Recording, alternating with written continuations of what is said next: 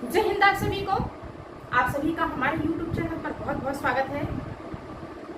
हमारा हिंदी साहित्य से संबंधित 15 प्रश्नों की जो श्रृंखला है वो लगातार चल रही है। और अगर आप हिंदी साहित्य से संबंधित TGT, PGT, ELT, KVS, NET, JRF की तैयारी कर रहे हैं तो आप सभी का हमारे YouTube चैनल पर बहुत बहुत स्वागत है। क्योंकि 15 प्रश्नों की श्रृंखला में हमने उन्हीं प्रश्नों को शामिल किया है जो परीक्षा की दृष्टि से बेहद ही महत्वपूर्ण है। तो अगर आप इन हिंदी साहित्य से संबंधित परीक्षा की तैयारी कर रहे हैं तो आप सभी का हमारे YouTube चैनल पर बहुत बहुत स्वागत है। तो चलिए हम प्रश्नों की तरफ चलते हैं। और क्लास शुरू करने से पहले हम आपसे एक रिक्वेस्ट करना चाहते हैं, अगर आप हमारे चैनल पर नए हैं तो आप हमारे चैनल को सब्सक्राइब कीजिएगा और अगर आपको हमारा वीडियो पसंद आता है तो लाइक कीजिएगा, कमेंट कीजिएगा और शेयर कीजिएगा। तो चलिए प्रश्नों की तरफ चलते हैं। हमारा पहला प्रश्न है कि आचार्य रामचंद्र शुक्ल के भक्ति काल का समय क्या है? 1375 से 1700 ईस्वी विक्रमी, या 1050 से 1375 विक्रमी, 1325 से 1500 विक्रमी, या 1900 से लेकर 1984 विक्रमी। तो आचार्य रामचंद्र शुक्ल के भक्ति काल का जो समय है वो 1375 से लेकर 1700 विक्रमी है। और ये 1050 से 1375 जो है ये वीर काल का समय है, वीर गाथा काल का। दूसरा क्वेश्चन है, हिंदी साहित्य के इतिहास लेखन में काल विभाजन और नामकरण का प्रथम प्रयास किसने किया?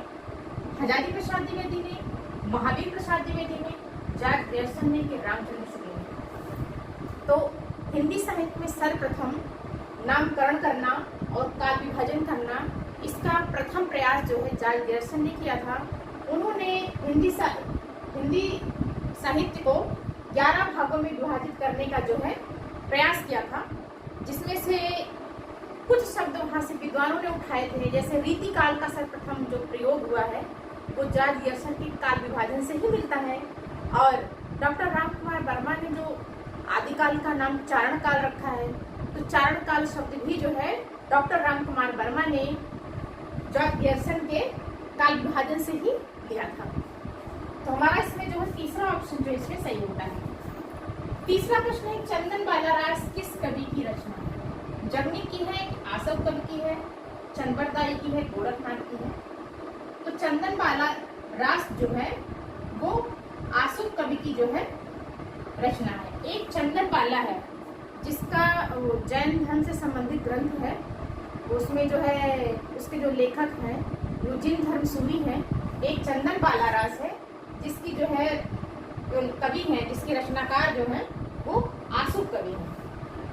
चौथा क्वेश्चन है, निम्न में से कौन सा ग्रंथ आला खंड के नाम से प्रसिद्ध है? पृथ्वी रासो, कुमार रासो, परमार रासो की हमीर रासो? तो आला खंड के नाम से जो ग्रंथ प्रसिद्ध है वो परमाल रासो है, क्योंकि परमाल रासो को आला खंड कहा जाता है क्योंकि इसमें आल्हा और उदल दो वीर थे, उनकी वीरता का जो है वर्णन किया गया है। तो इन प्रश्नों को आप नोट कर लीजिए।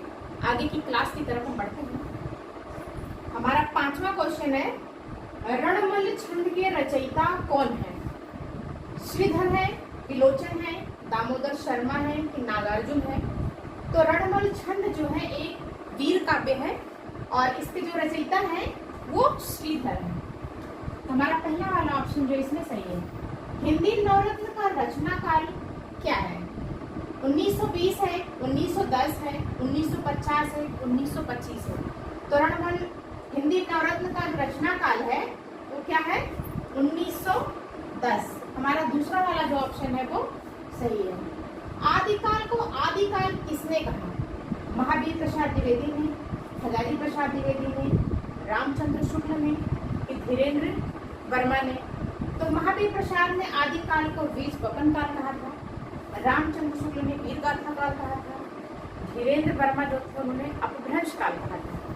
तो आदिकाल को हजारी प्रसाद द्विवेदी ने क्या कहा था? आदिकाल ही कहा था। आदिकाल को आदिकाल हजारी प्रसाद द्विवेदी ने ही कहा था। हमारा 8वां क्वेश्चन, आदिकाल को आरंभिक काल किसने कहा? धीरेन्द्र वर्मा, मिश्र बंधु, गणपत चंद्र गुप्त या रामचंद्र शुक्ल?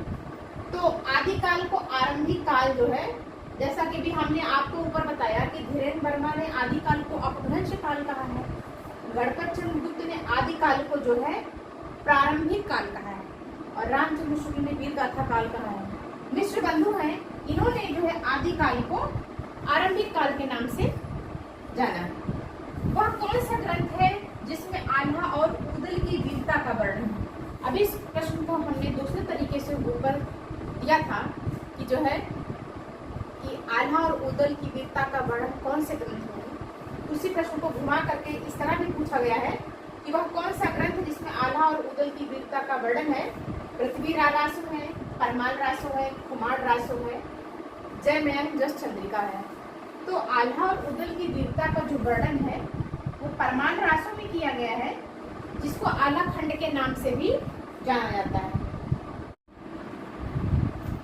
हमारा 10वां क्वेश्चन है, आदिकाल को प्रारंभिक काल किसने कहा? तभी हमने पीछे वाले जो प्रश्न था उसमें बताया हमने, मिस्र बंधु ने आदिकाल को क्या कहा? आरंभिक काल कहा। गणपत चंद्र गुप्त ने जो है आदिकाल को क्या कहा? प्रारंभिक काल कहा। हमारा दूसरा वाला ऑप्शन सही है। धीरेन्द्र वर्मा ने अपभ्रंश काल कहा था। डॉक्टर रामकुमार वर्मा ने चारण काल कहा था। 11वां क्वेश्चन है, तो उस समय जैसे गाथा कहने से प्राकृत का बोध होता था, वैसे दूहा कहने से अपभ्रंश का बोध होता है। ये कथन किसका है? डॉक्टर रामकुमार वर्मा का है, राहुल सांकृत्यायन का है, कि रामचंद्र शुक्ल का है, कि धीरेन्द्र वर्मा का है?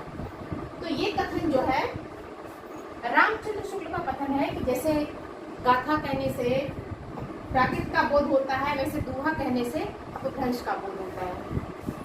12वां क्वेश्चन, अपभ्रंश के प्रथम कवि कौन है? धनपाल, पुष्पदंत, स्वयंभू, सरहपा। तो हमने जो है शॉर्ट वीडियो डाला था, उसमें हमने इसकी एक ट्रिक बताई थी कि स्वयंभू स्वयं पुष्प धन है, यानी कि अपभ्रंश के जो तीनों कवि हैं, प्रथम कवि कौन है, द्वितीय कवि कौन है और तृतीय कवि कौन है, इन तीनों लोगों का हमने एक ट्रिक बनाया था कि स्वयं पुष्प धन है।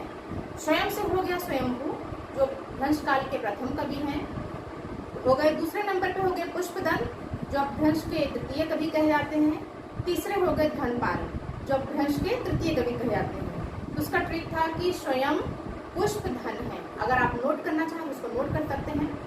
और इसमें जो है अपभ्रंश के प्रथम कवि कौन हो गए? स्वयंभू हो गए। 13वां क्वेश्चन है, हिंदी का प्रथम कवि किसे माना जाता है? कणहप्पा को, सरहप्पा को, धनपाल को, जिंदक सूरी को? तो हिंदी का जो प्रथम कवि है वो राहुल सांकृत्यायन के अनुसार भी और बहुत सारे विद्वानों के अनुसार भी इसको माना जाता है, सरहप्पा को माना जाता है। ये प्रश्न इतना महत्वपूर्ण है, कई बार टीजीटी पीजीटी में ये प्रश्न आया हुआ है। इसका हमारा कौन सा ऑप्शन सही है? दूसरा ऑप्शन सही है, सरहप्पा। हिंदी का प्रथम कवि किसे माना जाता है? तो सरहप्पा को हिंदी का प्रथम कवि माना जाता है।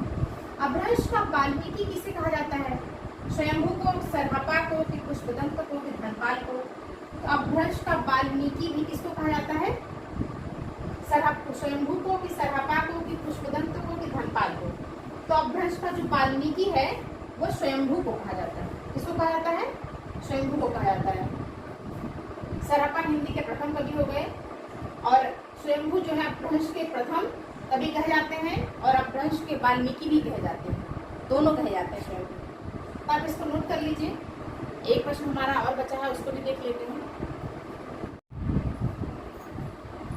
हमारा 15वां क्वेश्चन है, अपभ्रंश का भवभूति किसे कहा जाता है? धनपाल को, स्वयंभू को, पुष्पदंत को, कि सरहप्पा को?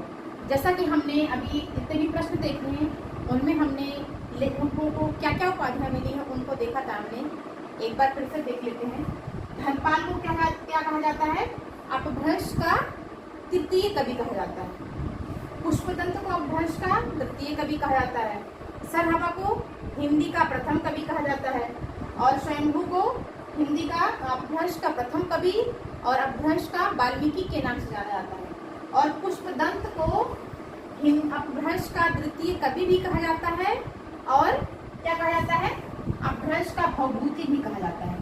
तो हमारा तीसरा वाला जो ऑप्शन है वो सही होता है, यानी कि पुष्पदंत जो है वो अपभ्रंश के तृतीय कवि भी हैं और पुष्पदंत को अपभ्रंश का भवभूति भी कहा जाता है। तो आशा करती हूँ कि 15 जो प्रश्न से बेहद महत्वपूर्ण थे और इन 15 प्रश्नों की जो श्रृंखला है वो आपको बेहद ही पसंद आई होगी और जैसा कि आपको भी पता है कि 15 प्रश्न परीक्षा की दृष्टि से बहुत ही महत्वपूर्ण थे, तो आपको हमारा वीडियो पसंद आया होगा। और अगर आपको हमारा वीडियो पसंद आया होगा तो वीडियो को लाइक कीजिएगा, और चैनल पर पहली बार आए हैं तो चैनल को जरूर सब्सक्राइब कीजिए।